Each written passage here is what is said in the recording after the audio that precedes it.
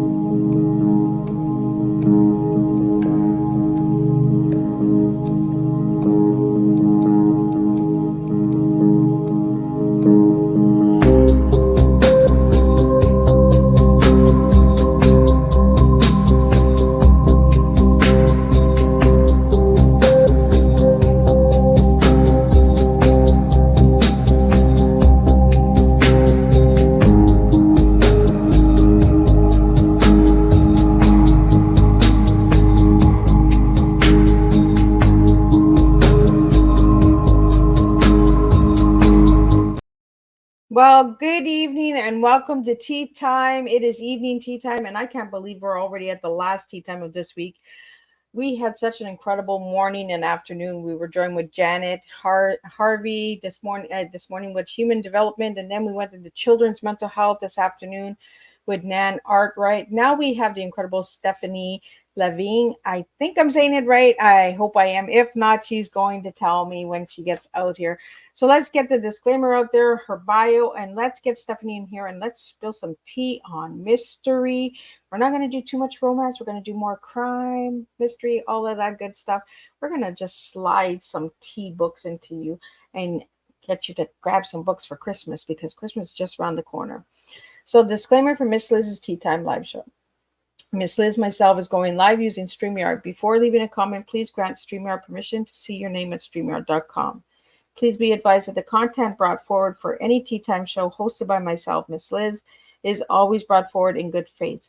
However, may bring forward dialogues and opinions that are not representative of my platform. The facts and information are perceived to be accurate at the given time of airing. All Tea Time guests and audience participants are responsible for using their good judgment in taking any action that may relate to the discussion. The content brought forward may include discussions for some where they may be emotionally at risk. It's significant to know that this show is engaging in discussions forums only to offer and inspire awareness and connection and is not providing therapeutical advice. If you have any questions about the disclaimer or the panelist discussion, you may freely contact me at my Miss Liz through my email at bookingmissliz@gmail.com. Moving forward, should you choose to voluntarily participate in tonight's show in any aspect, I myself, Miss Liz, welcomes you. And should you decide that the show is not made for you at this time, I respect your wishes and will see you at a later show at a later date and time. And again, all tea times in 2023 are done on Thursday, 10, 3, and 7 p.m. Eastern Standard Time. If it's not a Thursday, it's a rescheduled tea time or it's a surprise guest that wants to come back and have a second cup of tea with Miss Liz. That's just the way we work in this house. Now, a little bit on my guest. She's a best-selling author, she's a writer, she's a novelist, and she's a mom. That's right. We got moms on this show. So Stephanie LaVigne comes from a long line of mystery lovers. In an effort to keep them in her good grace, her books combine intrigue, quirkiness, and adventure with a healthy dose of humor and wit. She has published over 50 popular, often best-selling novels under her name, as well as pen names in both romance and mystery. From hopping trains across the U.S. to crewing a sailboat on a transatlantic crossing, from musing dogs on a Canadian dog sled to unwittingly hiking Mount Washington, she's been lucky enough to have incredible adventures alongside all kinds of real-life characters. One of her missions is to introduce readers to the kind of colorful personalities that have shaped her life.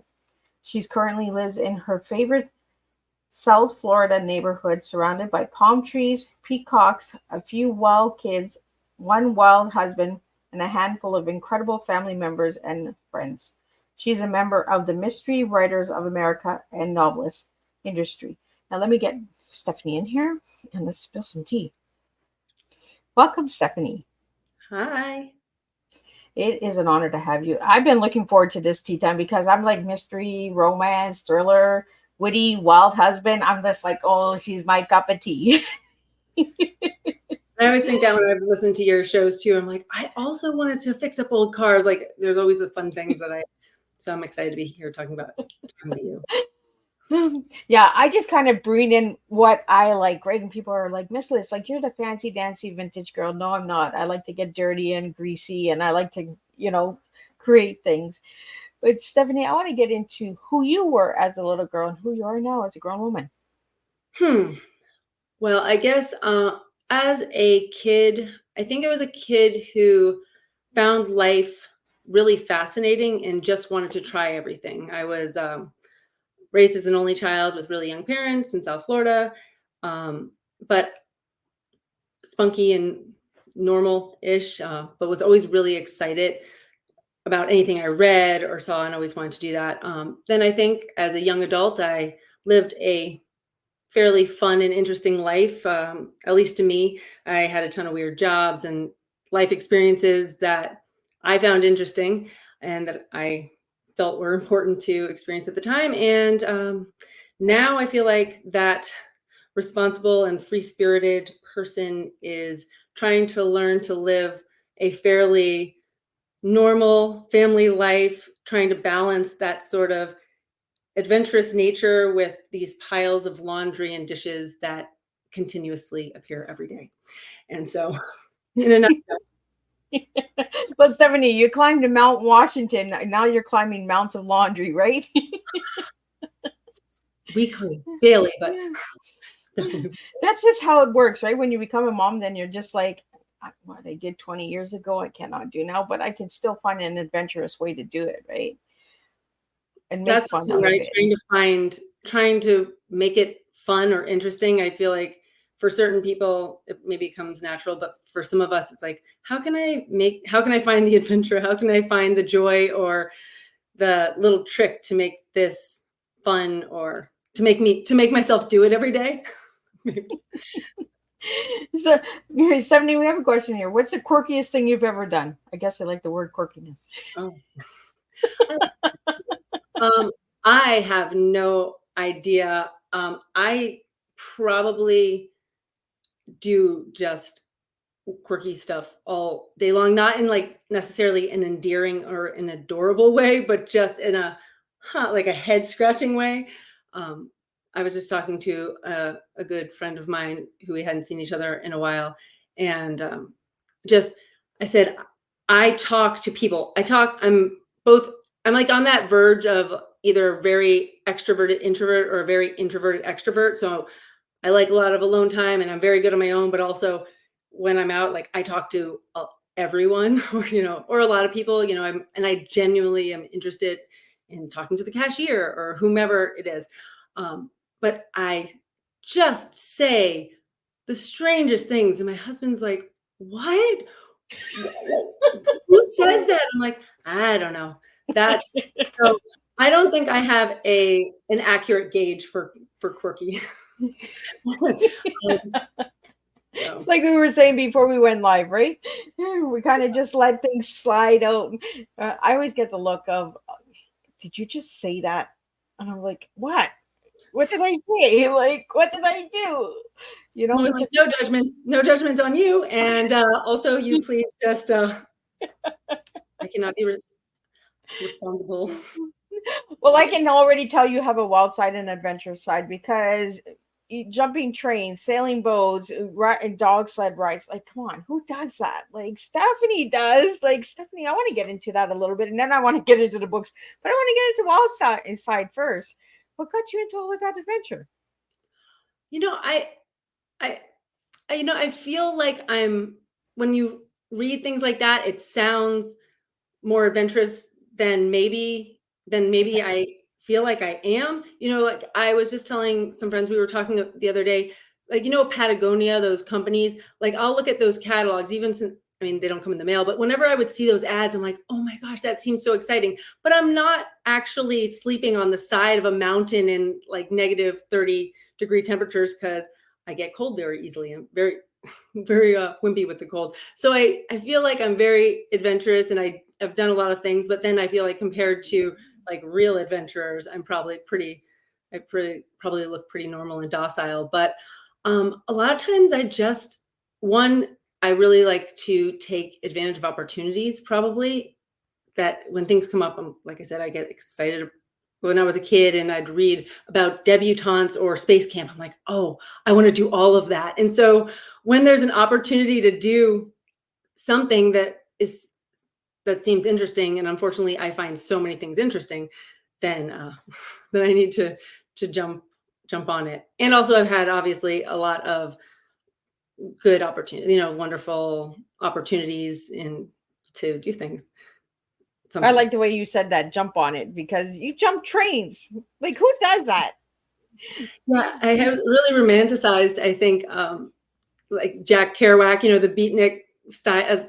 There was a period of time, and I remember just thinking that sounded so cool, and it was almost like I manifested randomly some, like, this girl in my college. She didn't go to college and she hopped trains, and I was like, I must now talk to you. Like, how have I found this random person who has done this thing? And then eventually I knew tons of people who hopped trains, and but it was funny because I had no idea that was a thing, other than, in my very younger days, where I was like, oh, they used to iron their hair, let me try that.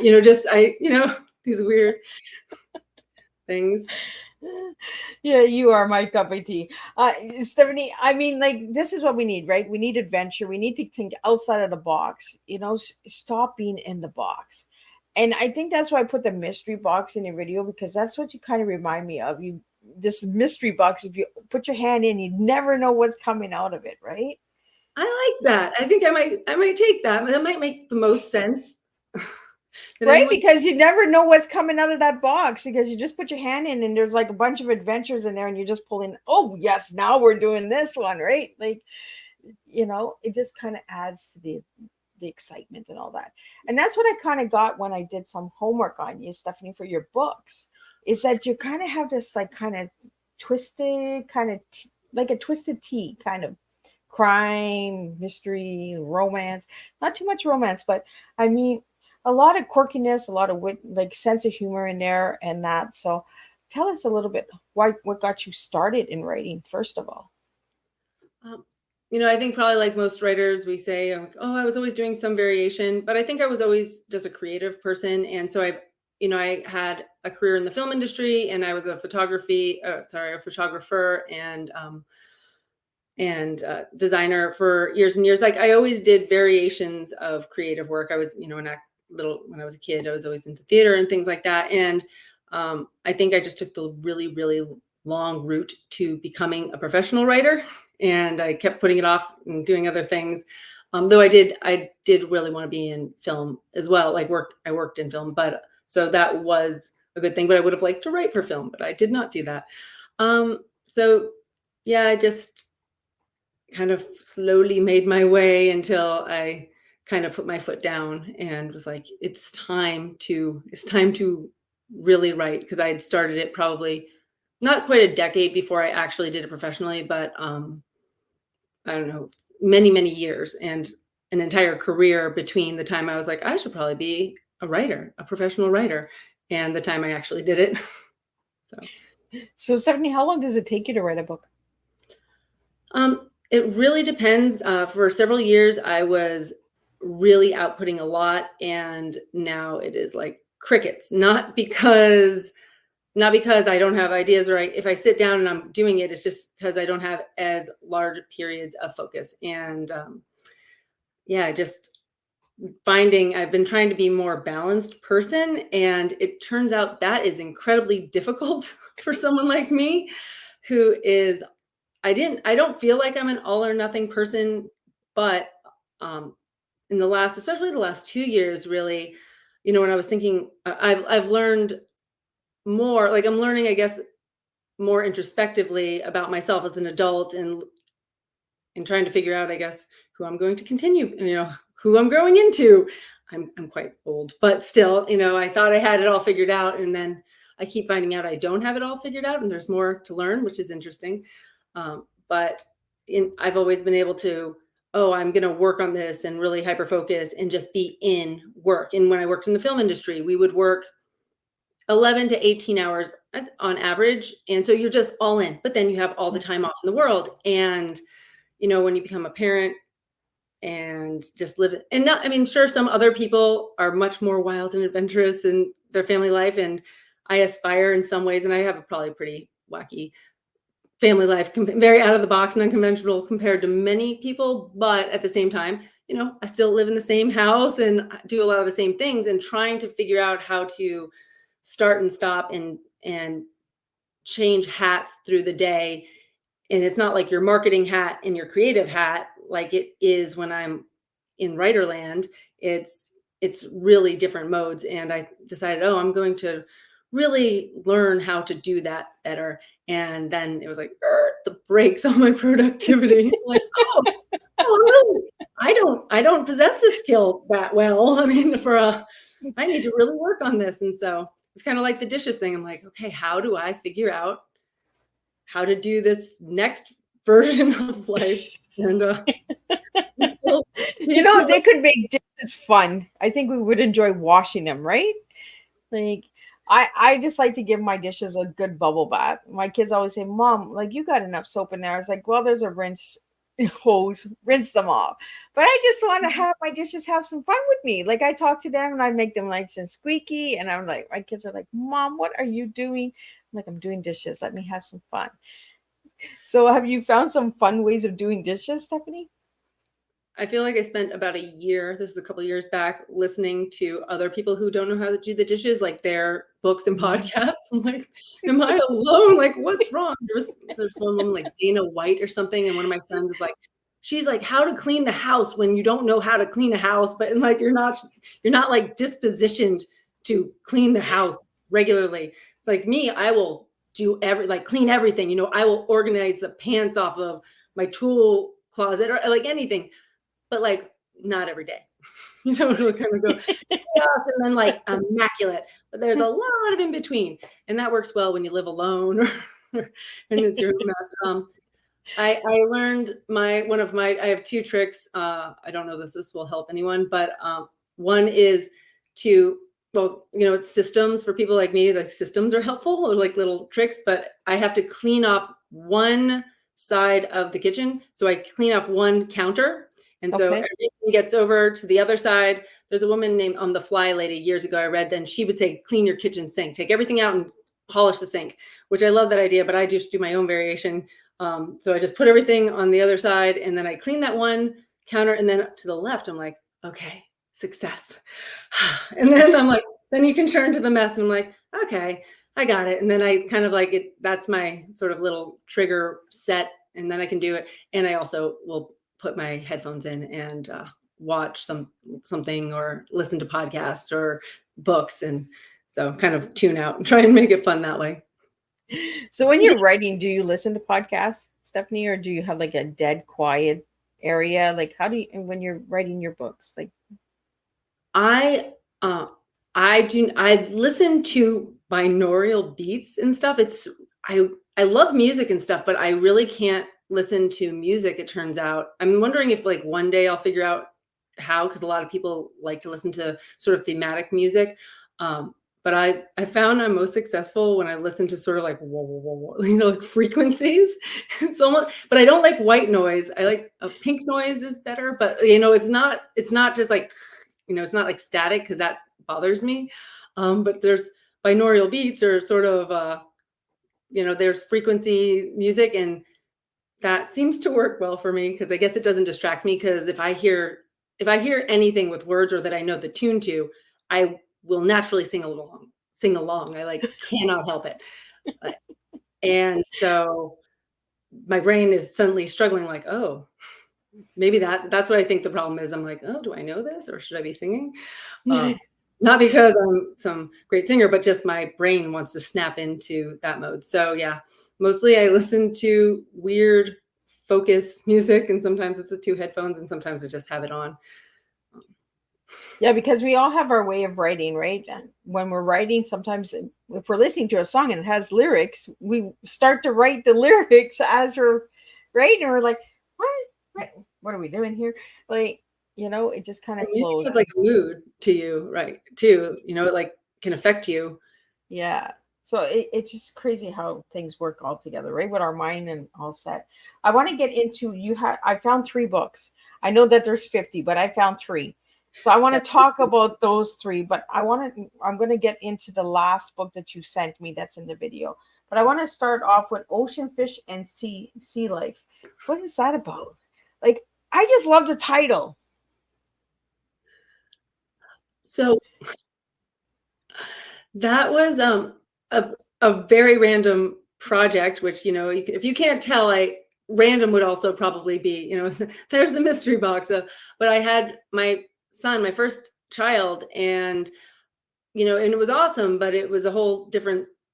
It's a whole different mode, and you're not productive in the same way, yet you're doing something literally 24 hours a day. And we would read these books that were like truck books, and it would just be pages and pages of trucks, because that just happened to be things, I don't know, somehow people bought us. I'm like, truck. And I had been at that point, I had been a professional photographer for over 8 years prior to that. And I still was when he was born. And I specialized in architectural photography and underwater portraits, so people underwater. And then a very good friend of mine, he's still an incredible underwater photographer, Jason Arnold, and his wife is also one of my best friends. And she and I were both doing books. I don't know, and we both had babies and all this stuff. And I said, well, we should just make a fish book because we live we live by the beach. We're very watery people. And between Jason and I, we have a lot of water photography in us.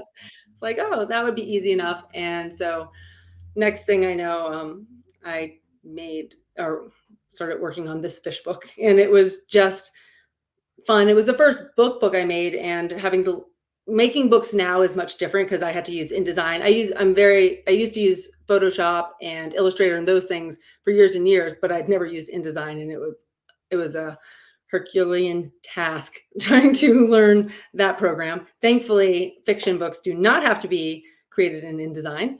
I'm much better, but I would cry. And so it was really just fun. And then I would go do readings because people always wanted me to go do readings and stuff. And then I realized that you had to really market it to like the fishing community, fisher folk. And a lot of my friends down here are big into fishing, but I am not. And I realized, I'm just going to let that book live its life, and it's out there. When I heard the title, I was like, did she write a fish book? Like, this is the girl who's doing romance and mystery, and she's got a fish book out there. I'm like, I gotta talk to her about the fish book. It was so flippant. I was like, oh, I gotta put a title, and I was like, oh wow, fish book or whatever. And it's fun. Sometimes those are the most fun things to. Well, and you kind of just let the fish swim down the river. Wherever this book is going, this is where it's going. Sometimes you have to, realize what your avenue or your lane is not by giving it a whirl. Right? The hook has gone the other way. I just love the title of it. Like, I mean, it was really, and then their next one is Headlines, Deadlines, and Lies. I kind of like that one. I like the title. So I'm like, this is going to be intriguing, this one. Well, I'm glad. Thank you. I sometimes think I should go back and change that one because it was a crossover book from my sort of sweet small town romances into mystery. And it's a lot to do with genealogy, but kind of in a quirky small town, fun, upbeat way. And when I did the title and the cover, I sometimes think, oh, I feel like the cover and the title are sort of for the books I was going to go on to write. And this one's a little like, it's a little it's almost like a Hallmark mystery because there's no Oh, murder or crime and stuff, but in like the very light hearted way. So it's fun and it's very sweet, but um, it's not a heavy one. And sometimes I'm like, oh, I the title may be misleading because yeah, but because when I read the title, I was like, oh, that one's gonna be intriguing. That one's gonna really get you in there. It's just the headlines and the deadlines, like, you know, you got like a bunch of stuff, somebody's gonna be out there. Like it leaves you guessing for more. So, I'm gonna have to get the book to see how quirky it is and small maybe I'm just town. going to write titles. Maybe I should just write book titles for people. Right? That could be Book titles sometimes lead to a nice, beautiful song, and sometimes a poem, or a different avenue. Babies' names, you just never know, right? I true. I think it would be cool to have a kid's name, headlines, deadlines, and lies. I think. What's your name? Headlines, deadlines. You just never know these days, right? What people are calling their kids. So now I want to get into the Sunshine State and Crime. Oh, Sunshine State of Crime. Yes, Yeah, this. when you sent me that one, I was like, oh, this is completely different than those other two books that I found. Well, definitely the fish book. Right? You're taking us on a crime adventure, are you? Trying. Yes, Try. I do try. This is the Sunshine State of Crime, which is it's been this really roundabout. It was sort of this planned series for a really long time, and then I kept doing everything else because I have sort of pre-established pen names in romance, and I would always end up being like, no, I'm going to focus on mystery because that's what I'm the most excited about and that I always plan to write. And then, oh, but I have a pre-order deadline from before that I have to deal with or get to and fix something. And so in my head, I have so many books in what I'd call the Sunshine Crime series started. I mean, and literally started and planned out. But finally, book one that has been sitting there in waiting forever, I realized it was on pre-order for this. I think it's beginning of March, and I was like, oh no, I guess it's time. I better get on it. It's time to get it out into the world. So it's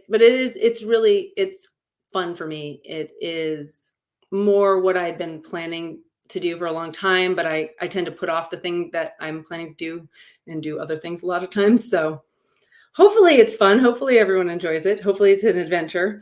And So, see, Stephanie, in your bio, it says that you've written over 50 books. So, are all 50 books online for people to get? Like, they are, but not under my name, and do not go oh, searching for them. And that is, those are varying lengths. Like I wrote shorter things, and I have some short stories. Most of them are novel length, but that there are shorter and longer novels. I tend to be a bit verbose. If you can't tell, I'm working on brevity. That's another thing. Dishes and brevity. But so I don't tend to be the shortest writer, but I've written all different lengths. So, that can add up over time. But yeah, those are all online. They have their own lives, and sort of like the fish hook. Some of them I've been working on letting go, not because I haven't loved them, but because I wanted to eventually get to where I wanted to be, which was doing more of what I'm trying to do now. well, I think I it's mean, important to put that out there, right? The adventures and journey of writing as well. Because when you first start writing, you're like, okay, I'm going to do it this way. And then as the years progress, you're like, I don't feel good there anymore. I'm going to go this way, right? You're going to take that other swim down the lake. You're going to leave the fish over here and you're going to go for the shark, right? You're going to just go for the big bite. Yeah. And we have to do that sometimes. And I can see that in the titles of the 3 books that I found. I'm just like, they're all different, and they all have like a different way of looking at it. Like, you just read the titles and you're like, okay, that's romance. Okay, that's crime. Oh, that's mystery. You know what I mean? And the fish book, well, that just threw me right off. I was just like, I gotta ask her about the fish book. it's a warm up, right? Right? But that's like when you go fishing, right? You start off with the little minnow and then you get the bigger ones, and till you know what you're doing, right? That's actually really good. That was probably getting my feet wet without realizing it in a very, actually that's been in more ways than I guess I realized, because I forget about the fish book sometimes, but that was really dipping my toes in. It really was a tiny minnow because I had no attachment and it was just fun, but I already knew I wanted to write books and I already knew that that was what I was supposed to do. And I had done versions of that. I just hadn't started doing it professionally, but that was the first, okay, now you can do this, but you can put it online yourself, which previously you weren't able to do that for many, many years. And most writers know that there's, it used to be a much different process. Self-publishing was different, hybrid publishing, all that stuff. And when I first started way back before I actually started, 2 careers ago, that was pretty daunting, not because I feared rejection, but because I needed to support myself as an adult. And, you can't live off of $100 every couple months from something you sell. And did not know how that was going to work way back then. But now it's a very different world. It's amazing in so many ways, as far as what you can do. But I think the fish book was sort of my first, oh, how does this work? And then doing the pen names for all those years and doing romance was also, for me, a learning curve that I knew I needed to go on. You don't go on the curve, but you know what I mean. Well, you never know, right? There's a lot of excitement on the curve. I knew I needed But that's for another show. There we go. Miss Liz just let it slip. But if we can roll together, it's good. That's right. That's my kind of person. Just never know what curve we'll land on. And so that's where and actually even after all these years, I thought, doing romance and doing it with so much anonymity, I said, I know everything now, not everything, but I was like, I know so much and I'm so brave now. I know what sells. I know not to be afraid. And I would tell people all the time, because I love encouraging others. Like, I am sort of the biggest cheerleader for everyone else. Like, if you had the most bizarre out of the box dream, no matter if it was like, I want to knit or I want to, knit the world's largest building cover, whatever, I would be like, yes, there's a way. And I am incredibly good at strategy. And I'd be like, let's sit down and figure that out. And so generally speaking, I really, really believe in everyone in this very, I don't know, I want to say like honest way, but like really that's just how, I don't know, my husband's very different. So he doesn't always feel that way. And so he sometimes questions things, but that's just a real driving force when I get really excited. But with myself, I do believe those same things, but I've come to realize to a lesser degree, because I believe so much in everyone else, but we're always so self-critical even if we're confident, even if we're productive people, but we always tend to second guess ourselves or put our own things to the side. There's so many things that we do, these little tricks that we don't realize how we treat ourselves differently than we do the world. And even a couple of years ago, when I had first decided, okay, it's time, I'm going to start publishing under my name and I'm going to start doing the books that I was excited to do in the beginning, that I got into this to start doing, I thought, I know everything. I've gotten past all any of the issues, any of the ego that may have stood in my way, the creative person. I know how to do it all. And it combined with the whole parenting life, balance, all that stuff, I have realized like I have a whole lot to learn there. Like, it became much harder. Suddenly it was my face and my name. And so I kind of just circling back to sort of like the fish book with the minnows, and then like this in between where I thought I was, I'm a big fish now. And then I'm like, oh no. I'm going to get eaten. So I need to learn to, I kind of need to stay in this, this little area. You can tell I don't fish very much, but I mean, at all. Whatever the middle area is, and relearn. I need to relearn in this different way now, and so I'm doing that. But it's a little I think it's really important too, Stephanie, what you're doing, because you're going in different avenues in different areas, right? So you're giving yourself a test. Oh, okay, this works. This doesn't work. This is just my feet in the sand. I'm going to give you a little bit more in the next one. Building up. It's like climbing that mountain that you climbed in Washington. Like, you had to climb the steps, you had to get to the top, but you had to try it in different ways. And I really like that you went all over the place, because I like that, because it gets pretty boring when you're on the same road, riding the same ride all the time in life. You know what I mean? You got to take it little. Oh, we're going this way. Oh, we're going that way. You find these little hidden gems within yourself, and you say, oh, you know what, I really want to try this, I really want to give this a try. And that's what I got when your bio was sent to me. I was like, oh, she's a trier, she likes to try stuff. And Yeah. I like that, because we're so scared of trying stuff in today's world. And as a writer, you get to try that, because you put it into your stories, into the words that you put in the books. And I think that's what I like about reading books, is it takes you on a different journey, right? It takes you in that mystery box. You're like, oh, is she going here? Is she going there? Is she kissing him? Is she kissing?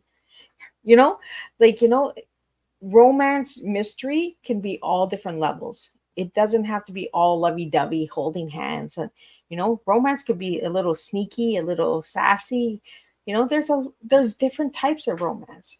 And when we talked before we came live, you said that you were more on the crime side and the mystery, and getting you into the story. And that mystery box that I put in your video kind of just, it's like that, that black 8 that you shake. Yeah, the You magic ask the 8. questions, yeah, the magic ball, and you just kind of get the answers, right? Yes, no, maybe, I get a lot of right, those. left. There's That's gotta what be I see with try. Yes, you. no, give it a try. See how it turns out. Right. Well, you went from jumping trains to dog sleds to sailing to, you have that adventurous side to you. And I'm sure that that shows in your writing as well, how deep you can get, because you've done these things. Now, somebody who wouldn't have done these adventurous things probably wouldn't have been able to get so deep into the story. Yeah, and actually, when you were saying, being a trier and a reader, that's, as you were saying it, I'm like, that is, I think, why we read as well, because a lot of times we can't try things. Either we can't because we're physically constrained against being able to try all the things we dreamed of trying, by our lives or jobs or, physical things, or bravery, just, there's so many reasons. And also time, we just can't all do all the things, and access to things. And that's one of the amazing things about reading. I think that in watching movies and things like that, we get to experience and try things that we otherwise wouldn't. And yeah, it probably helps too when there's something in it, if the creator can offer us some version of understanding a reality that's a little deeper than they could Google. But I do think that we all kind of crave our own version of trying, even as, even passively. Yeah. I want to Google your T. So I'm going to give you the letters TEA. We're going to twist it up tonight. I'm going to Google Stephanie's T and see what Stephanie's going to give us. So what kind of flow are we getting from you tonight, Stephanie? Oh man, my tea. I wish we had the magic 8 ball. I am. We can shake it. I promise, guys, I will buy a magic 8 ball. Holidays are coming up. Now I know what to send you. I always have the hardest time giving one word answers or favorites. For some reason, I don't tend to have like a one thing, because I'm a trier, I guess. I like a lot. Well, then try and give me a big tea. Just spill it. I'm going to go with, and it's weird. You had said something once about that it just has to resonate with you. So I think the words are not exact. I don't think that, yeah, so don't take them at face value, but I'll go with truth, enthusiasm, and adventure. And, I wanted to say something, or I was thinking like learning, because I'm always learning. I'm always inputting and learning. But that letter didn't work. So, and then I was like, teaching, but truth, I really seek truth. Like, I love honest conversations with people. I love learning. The reason I think I've always enjoyed adventures and doing things and trying things is because I love learning about things and the truth behind them, seeing people's lives. Like, I might not be a mountain climber, but I might love going into that and seeing what that world is and experiencing it. Maybe it's for me, maybe it's not, but it doesn't matter. I still got to experience something really organically, or in a way, in a somewhat truthful way, meeting people who love a thing. I love passionate people, or, excited people. So truth in that, I truly love people and life, and getting to experience it however that is, whether that's through a conversation and being overly candid and honest, and like I tend to be, I will tell way too many things, but I feel like that over truthfulness, like, that comes out of me, it's like, and I hope when I get it from other people, that's how we learn, by sharing. And the sort of the global village, we can learn by sharing experiences. And so I like trying to be honest, and overly so probably. And then I also like getting that from people. So there's my tea. See, and I like the tea because you Googled the tea for what was within you. See, you told me that it was your tea, Stephanie, by just saying that you're a truth seeker. You're seeking truth within everyone that you meet, everyone you work with, everyone that's in your life. You're that person that says, give me the truth no matter how hard it is. I'd rather that than a lie, right? 1,000%. Yeah. Yeah. And I get that from you, because when we seek truth, we give truth. When we don't seek truth, we seek lies. We seek the easy, oh, it's okay, it's comfortable, I forgive you kind of things, where truth seekers are like, hey, give it to me hard, and that's the way I want it, and I'll deal with it after, but give it to me. I've always said, I will never judge anyone, and it's incredibly hard. Like, you pretty much can't offend me. I mean, I'm sure I've been hurt before. Of course, we're all human. But I said, anyone, like, tell me anything, tell me the truth. I mean, you don't have to be mean about it. I'm a very optimistic person, but tell me what you want. It might hurt me. I might say it was a relationship, but I can accept anything as long as you are telling me, because I want you to be happy as much as I want me to be happy. And those might be different, and that's okay. But I will truly champion your happiness. I would never be happy if somebody else was unhappy in order to make me happy. You know what I'm saying? Yeah. Where I feel like people sometimes forget, and they feel like they need to be not dishonest, but soften things, or not tell truths, because that would make the other person happy. And that doesn't mean a romantic person, but the person they're talking to. But when it's someone you're really talking to about anything, from giving advice to a relationship or a friendship, give me the real things, because we can't get you to where you need to be if you're pretending that you're someone you're not, or giving me information that you think I want to hear. I can handle anything. I would never want to be in a relationship with someone who was pretending to love me, because there's someone else out there you could love, or, and I would be happier by myself or with someone else. Then I don't need that facade. But you can tell me anything. But that's what I wish we all could appreciate in each other, and help each other to do, because of exactly what you said.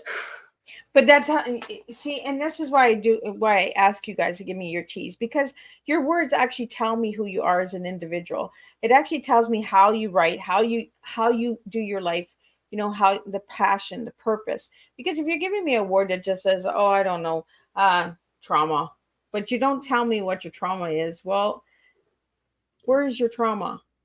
What are you really hiding? What are you really not sharing with me? Where you've given me those words and you're proud of them, and your body language tells me too, because it tells me a lot when we give words, right? It's like when we tell our children, give me the words that are hurting you so I can help you, and sometimes kids will tell us the hard truth. And we as moms were like, oh, that was a little hard. Could you not have softened that up a little? But that's what it is, right? And our children are the ones that are guiding us and saying, you know what, give us the truth. Show us the truth. Show us the example. Be the example. You're an example to your children because you've written stories. So you're giving them that guideline of saying, you know what, if you want to be a writer in the future, go for it. If you want to write the quirkiest book, go for it. Because you're that mama cheerleader that's just saying, hey, let's do it. And by you giving me that T of truth, what's your second word? Oh, I went with enthusiasm. Yes. And then adventure. That actually tells me who you are as an individual. And anybody that reads your Bible, your Bible, anybody that reads your bio will say that is Stephanie. Stephanie is serving the truth. Stephanie is serving herself. And that's what we have to do as individuals, right? When we want to serve ourselves and we want people to buy our material and our products, is we have to be truthful. We have to say, you know what? I gave you the little fish. It was a minnow. I don't care where it swims right now because that was just a testing book. I test the waters. And then you went into the headlines and deadlines. And that's where I was like, okay, I'm into this book. Now I want to read this one, because you gave those different adventures. So you got this audience over here. You got the fishers. Then you got the crime, you got the lovers and the, intrigue people. And then you jumped into the crime and mystery. So you jumped into all the different pots and said, if you don't like this book, you'll like this one. If you don't like this one, you got this one, and that's what life is all about. Yeah, that is what life is all about. And, well, just to add to that, sometimes I get really excited and I jump into a conversation. So I always try, especially on recorded things, not to cut people off because that's where the enthusiasm comes from. And we need that, right? I'm like that too. And I'm just like, you know what? Sometimes I get so excited with my guests. I'm just like, guys, I'm here too, but I want to get in here because you guys make me so excited because I love real raw guests. I love when my guests are open and raw, and that's who you are, Stephanie. So I want to thank you. Go ahead. Oh no, and well, now I'm even going to jump back 2 steps, but that what you're saying about words, and that's one of the things. Like when I said I find it hard to sometimes choose one word descriptions, and you were saying, say you wrote trauma, even when I was thinking of these. Sometimes I worry because if you can't I worry that just saying, truth, enthusiasm, adventure, for example, like that paints a picture where it's the really bold, living out loud, robust part of my personality. And that exists, but it's not all of it. And so, in a format like this, it's nice. And I know, and you do a really good job, but you do a really good job. So that's why your show is so good. And in these sort of honest conversations where you, as you were saying, you get more from it, because a lot of times people really like to just, no, I'm not saying some people will just give you that one word and you're like, wait, is there really anything under it? And sometimes I feel like there's always, I love people, so I'm never talking badly, but some people will use a thing as a mask and they're like, oh, I think that this defines me and I'll use this, but it doesn't really it's maybe not what they are as much as a label. And that's really an easy thing for them to use. But I like when you can find out, when you have time to kind of explain, because it's so hard to explain yourself and encapsulate, oh, well, I mean enthusiasm, but that doesn't mean, I'm loud and robust all the time. I spend a ton of time, thinking about these things or working on, this other part of my personality, or being quiet, and quietly enthusiastic, or having, low moments and, struggling and all of those things and talking through it. And so I don't know, it is interesting. It's hard to use those words, but I do think, like what you were saying, is it's really interesting if you can get beyond just or find out what people mean by the word they use. Well, and like you said, the TEA they are hard words to come by because there's 2 vowels and a consonant, right? And these are letters that are not often used to express feelings and emotions. And there's a reason why T is the past, the present, and the future, is because it's supposed to make the time travel of life. It's a flow. It's when you prepare the tea, when you put the water, you put the tea bag in, you take the tea bag out, you put the sugar, you put the cream, you put butter, you put whatever you want, cinnamon, honey, anything you want in that tea. That's what you're serving. And Stephanie, I was really looking forward to this tea time because I seen the different pots that you went into when you were writing these 3 books, and you have 50 of them out there. So just imagine, I only got the 3 books here. So imagine the other 47 books where they took you, right? They probably took you to the Under the Rainbow and a Magical Land. Like, we don't know where they went because there's so many of them out there, right? So Romance. and romance, when people hear romance, they think of just lovers. But there's so many different levels of romance out there, right? Cardinal Spice too, somebody. It's You just never know world. what you're putting in your tea. Like, we have to do these things. We have to put different flavors and blends out there so we can have some adventure. And you gave me the word adventure, and that tells me a lot because your bio tells me that you were adventurous. Like, whether for you it was a small adventure, but somebody reading that bio says, whoa, she did this. She climbed a mountain. She did dog sled. She jumped trains. She sailed the sea. Like, these are adventures. These are what you hear in movies. But Stephanie, you did them. You know, so never downsize your adventures, because your adventures. Now I'm going to do something a little different with Stephanie. We're almost at the end here, but I'm going to do something different with Stephanie tonight. Stephanie, I want to twist your tea. Okay. So I want you to give me the softer side of Stephanie, but not using the TEA. Give me the words that you would have used had it not been the TEA. Okay. This is not words, and maybe I'll think of the words, but I'm on the spot. So this was tea. This was hot water. And so earlier today, I drank I like to make a special beverage during the day, usually just like sort of a hot beverage. And when I'm working, I like to have something there.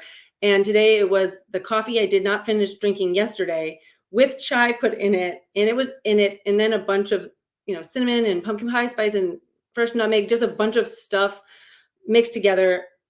It tasted okay, but it was a lot. And I sort of pounded that a little bit before this, not right before, but towards the end of the day, like, oh, I got to drink this weird special drink that I make something like that almost every day. But then I was going to make tea, like warm tea, to have this podcast. And I boiled the water, and I have hot water. And I have found that sometimes I like to just drink plain hot water. It's like tea without the flavor. And it's sort of, I feel like that in a way tends to be the two sides of me. Like, it's not, sometimes people will be like all or nothing. Like, I would just like to relax all the time, or I want to work, hours and hours. I like that. I'm good at that. I tend to either like thrift store clothes, or I'll find the most expensive thing. I'm like, oh, that one's nice. Oh, yes, that is the most expensive outfit at the store, or like the store that has the most expensive. Or, when I was a kid, it was like, or I should say in my 20s, my mom made fun of me. She's like, this is 50 cents a pound. I used to go to this place that was 50 cents a pound in Boston, or like the $500, Ann Taylor suit, which made no sense. One was old man golf pants, and one was like a fine designer suit. And I feel like that's sort of, I guess, the bold and softer side. Part of it is I love talking and being out and having exciting, eclectic conversations and being really physical and alive. And I also really like to just be quiet and by myself, or I like people, I can be by myself with somebody else too, but I could spend countless hours, days, months by myself, reading with a computer, listening. I intake a lot of information. So maybe it's that too. I output a lot when I'm talking and being with people, but the rest of the time I input a lot. I listen to a lot of nonfiction, actually, too, reference books. I'm always learning. And so I don't know if that describes, but that feels somewhat exemplary of maybe my two sides. And I love that you did that, Stephanie, that you put no flavor in that hot water, because that's how life is sometimes, right? We have so much sweetness and so much bitterness and so much stale.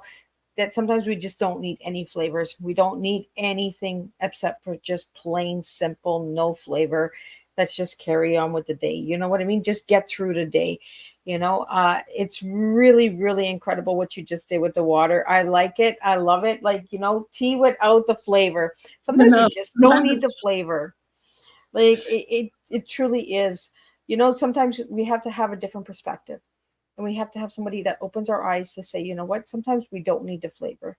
We just need a simple glass of water. just doing the first step is more than enough. I boiled it and put it in a cup. If we do that, maybe. And we have a comment here, you can't be a writer without being a reader. And I truly believe that as well. You have to be able to have that open mindset of reading and understanding in order to write. Stephanie, any final words before we wrap up? How can people find you? Where can they get these incredible books? I found the three of them. I don't know about the other ones, but if you'd like to share that with everybody out there. Amazon, and my website, of course, Stephanie LaVigne or Steph LaVigne. They both go to the same place. Amazon, BookBub, any of those places. If you're bookish, you can just put me in, and I either have blonde hair or brown hair or pink hair. You'll see me. But it has been really, really nice getting to just hang out and talk with you. So it's fun to have a similar spirit to banter with. Well, thank you so much. Before we wrap up, we got a couple minutes left here. I want to get into your favorite color is aqua. And I see the back here. There's a little bit of aqua here. So how come aqua? Well, because it sounded like you wanted one-word answers because the way the format was. And so I one words actually take you on a journey, right? They take you on an adventure because you gave me the word adventure and look at the adventure we took. We gave you a tea with flavor and a tea with no flavor. Yeah, I really struggle. The closest I've ever come to a favorite, and it makes no sense, but when I was a kid, they always ask you things like, what would you bring to an island? I guess when I was a kid, we were always going to be stranded on a desert island somewhere. And I knew supplies, but somehow the only thing I've ever come to is if I had to be stranded on a desert island with only 2 ice cream flavors, I know what those are. And besides that, I've never had like a definitive on anything. And it's mint chocolate chip and Rocky Road, in case anyone was wondering, because I feel like you get the perfect combination of chocolatey and refreshing, but still not lacking the chocolate and the nut. Anyways, think about it. It's a weird combo, but it weirdly works together. You don't have to eat them in the same bite, but just let that percolate if anyone cares about ice cream and combinations, and they're on a desert island. But color, yeah, I tend to like a lot of blues, so I have a lot of blues. I would say my favorite color was probably like fuchsia, magenta, but then I think I end up doing both of those colors, so it's sort of like a ton of blue and the sort of hot pinkish, and then rainbow. I think I really just like a rainbow of colors, and I had all of that, and then I brought it down to aqua for your form. Well, I love that you brought it down to aqua. We have a quick question here. I'm going to get it out before we can wrap up. So, quick question: do you agree it's the general opinion of historians that the 6 most important words in the English language are "Why didn't I think of that?" or do you agree or disagree? Is that a question? Can that be a question for you while I think on it? I don't. You know what? It depends on the situation and the story that is being told. Do I agree or why didn't I think of that? I say that a lot of times. Why didn't I think of that? Why didn't I do that? I think I would have to agree. I think I'd have to agree. I'm going to go with, I don't know that it's the 6 most important words, but I think it is 6 very fun words for people who who think of a lot of things, or maybe for people who, maybe I'm the opposite, because I have too many ideas and I surround myself with people who also have a ton of ideas. So we can never have enough ideas. And whenever we learn of something that we haven't thought of, we're like, whoa, that's just mind blowing and beyond exciting. Like, why didn't I think of that? But then maybe if you are on the other end of the spectrum and you tend to lack ideas, then maybe that's also really beneficial. But it is definitely a human sentiment, if nothing else, a very, very omnipresent human sentiment that I think we all can relate to. And we got one more here. Do you find your writing was authentic from day one, or did you get more authentic as you kept writing and learning more? Oh, thank you. I guess that one's for me, but I like that question. Actually, I think I am still continuing to learn. I think I've always had an authentic writing voice and a somewhat specific writing voice. I can write different ways, but I do have my own sort of authentic voice. However, I now go back and read things and realize that over time, I've learned more, or I'm continuing to learn more refinement. So I had an innate way of just sort of, I can really sort of empathetically almost get into head spaces of each of the characters and write from those perspectives. But now as I've gotten older, the more I go through it, you realize, okay, now you got to cut a lot of that out. So I'm still continuing to find my voice. And then every time you switch genres, maybe not everyone, but I have found you are a tiny baby and you are starting again and starting to refine and re-hone a brand new voice, which you totally thought you had down pat. So, and from Stephen again, we have, and follow up on what about vulnerability? How would you take that? Liz, if you have clarification, but I'll just try and quickly say what I guess I would take from vulnerability. Like I was kind of alluding to earlier, it's been an up and down where I said, when I first got into writing, I said, I'm going to be way too vulnerable as a creative person. But I know that everyone's talented. Like I can write a book and I need to focus on the marketing. And then I spent all these years doing that with the anonymity of the pen names. And then I thought, I'm not vulnerable to the criticism or to my subconscious or ego, like working against me, any of those things anymore. And then I found out I was wrong as I started I have continued forward just much slower. I just started realizing you do become vulnerable again when you sort of shift spaces. Not always, but it's constantly, I would have to, it's almost like the little angel devils, but I've found that I will have my rational mind and then this sort of little writer's creative ego that's like, oh no, it's not perfect. You have to go back and write that again 700 times or edit it. And my logistical brain is like, you have done this a million times. Like, no, put that out. It is fine. And then the other ones over there being like, but I don't think so. And so it is a real struggle, like even no matter how far along you get. And he said, great answer. Thanks. So, Stephanie, I really want to thank you for joining me tonight on Tea Time. I had a blast. Like, I love when I have guests that are real raw and, quirky and sense of humor. It makes it a lot more fun to just sit and have some time together. So if anybody would like to know more about Tea Time, check out Miss Liz's website, www.misslizsteatimes.com.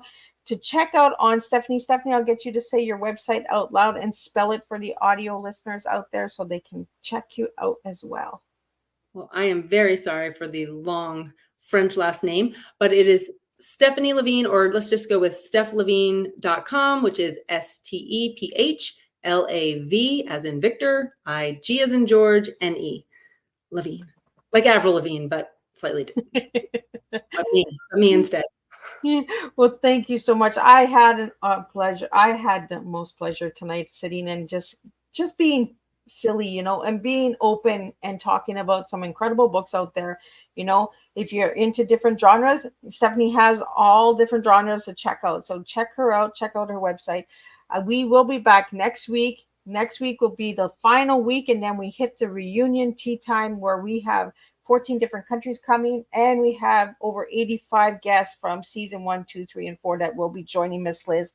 So we have some surprises, we have some entertainment, we have all of that good stuff going on. So you'll want to check that out. That is a free event that will be hosted on my YouTube channel on December 21st from 7 to 9 p.m. Eastern Standard Time. So you'll want to check that out. And again, I want to thank you so much, Stephanie. This was a blast. It is so much fun having guests like you on my platform. I want to thank all the viewers and listeners out there, everyone that gave a question, comments, and all of that. I seen them all, and I want to thank you for all your support, because without all of you guys, I could not do what I'm doing. And we have 3 tea times left, and then we're closing it up for another season, and then we start season 5 all over again. So this is how we roll. We serve TEA in this house. We serve a different type of tea. So I'll see everybody next week, same time, same place, with 3 new TEAs for all of you guys to enjoy.